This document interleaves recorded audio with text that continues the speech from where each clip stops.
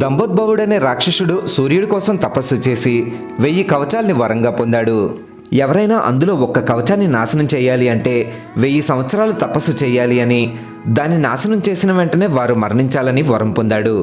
దంభోద్భవుడు ముల్లోకాల్ని ముప్పు తిప్పలు పెట్టడంతో అతన్ని అంతం చేయడానికి శ్రీ మహావిష్ణువు నరనారాయణులుగా అవతరించి బద్రీనాథ్లో తపస్సు ప్రారంభించారు. బద్రీనాథ్లో 1 సంవత్సరం తపస్సు చేస్తే 1000 సంవత్సరాలకి సమానం. నరుడు తపస్సు చేస్తుంటే నారాయణుడు యుద్ధం చేశాడు, నారాయణుడు తపస్సు చేస్తుంటే నరుడు యుద్ధం చేశాడు.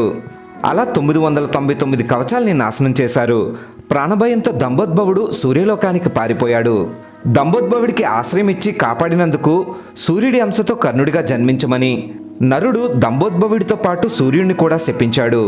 చివరి కవచాన్ని నాశనం చేయడం నరుడి వంతు.